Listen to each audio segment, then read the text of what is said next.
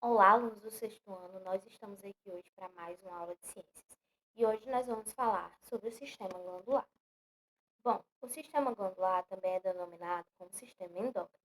Ele é formado por glândulas produtoras de substâncias químicas que atuam justamente como sistema nervoso central, coordenando e integrando as funções do nosso corpo. O principal produto de secreção dessas glândulas são os hormônios. Os hormônios são substâncias químicas que têm por função dar as respostas metabólicas para o nosso organismo a determinados estímulos. Estímulos esses que a gente adquire no meio, como calor, dor e outras sensações. Essas glândulas nada mais são que conjunto de células que vão secretar essas substâncias denominadas de hormônios. Nós temos três tipos de glândulas, que são as glândulas exócrinas, as endócrinas e as mistas. Vamos ver cada um agora. Bom, as glândulas exócrinas são aquelas que apresentam um canal de escoamento para as suas secreções. Então, como nós podemos ver na imagem aqui, ela vem de dentro do corpo e desemboca na parte externa do corpo. Então, tudo que é produzido pelas glândulas exócrinas são lançados na parte externa do corpo.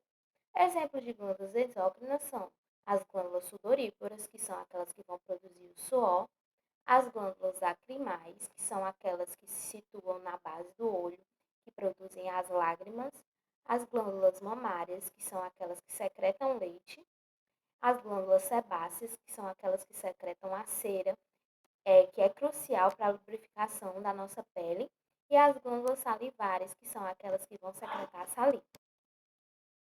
Nós também temos as glândulas endócrinas. As endócrinas, elas não vão ter um canal de escoamento, então tudo que é produzido por ela vai ser lançado diretamente na corrente sanguínea. As glândulas endócrinas que nós temos no nosso corpo são a hipófise, a tireoide, a paratireoide e as suprarrenais. Vamos ver cada uma agora. Bom, a hipófise, ela é uma glândula endócrina que vai atuar regulando outras glândulas endócrinas por meio dos seus hormônios, denominados de hormônios tróficos. A hipófise, como na imagem ao lado, nós vemos que ela localiza-se na base do diencéfalo e ela se divide em duas porções, a adenohipófise e a neurohipófise, onde cada porção vai ser responsável por produzir certos tipos de hormônio.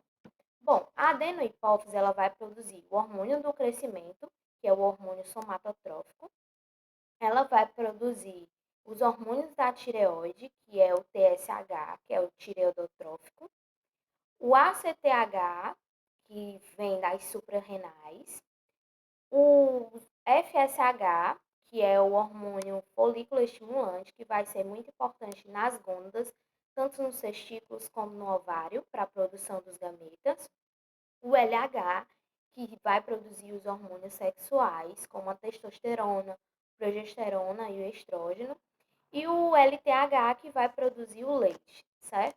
Já a neurohipófise, ela vai produzir o ADH, que é o hormônio antidiurético, que vai auxiliar na questão da urina, na produção da urina e na quantidade dessa urina, e a ocitocina, que vai atuar nas contrações, certo? Principalmente as contrações uterinas. Bom, vamos estudar cada uma, né? Agora a tireoide. A tireoide, ela pode produzir três tipos de hormônio, que é o T3, o T4 e a calcitonina. O T3 e o T4, ele vai ser responsável pelo desenvolvimento e a maturação dos vertebrados, e a calcitonina vai ser responsável pela concentração de cálcio nos nossos ossos.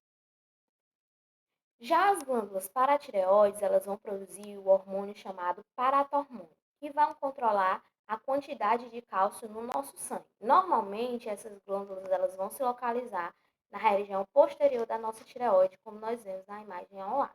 Então, essas bolinhas amarelas, elas nada mais são do que as glândulas paratireoides.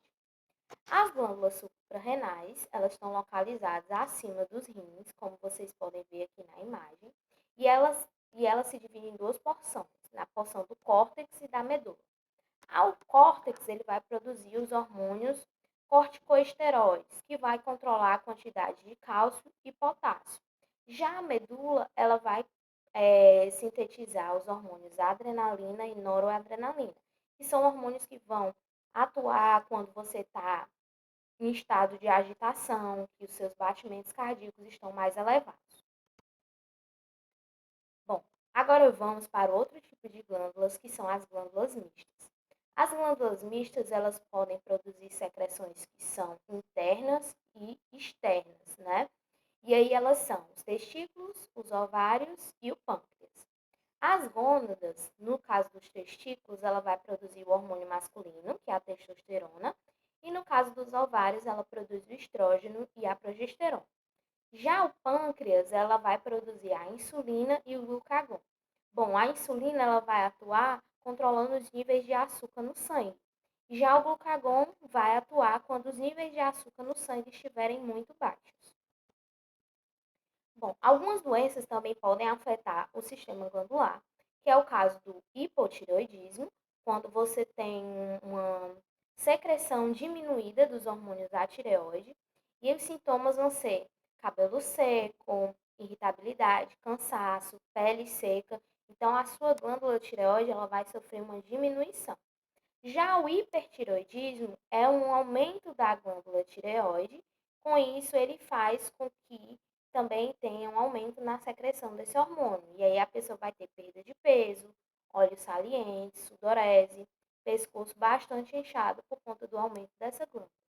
E outra doença que nós temos é a diabetes mellitus, que ela é uma doença crônica, né, causada pelo aumento dos níveis de açúcar no sangue, certo? E aí é um problema devido à produção desse hormônio da insulina. Então, os sintomas da diabetes vão sede excessiva, urinar com frequência, fadiga e perca de peso. E aí, para você se prevenir da diabetes, né, você tem que praticar bastante exercício físico, ter uma alimentação saudável, manter um peso ideal e evitar os níveis de estresse. Bom, vou deixar uma atividade para vocês da página 268 a 271. Era isso que eu tinha para passar para vocês. Eu espero que vocês tenham entendido. Fiquem todos bem e até a próxima aula. Tchau, tchau.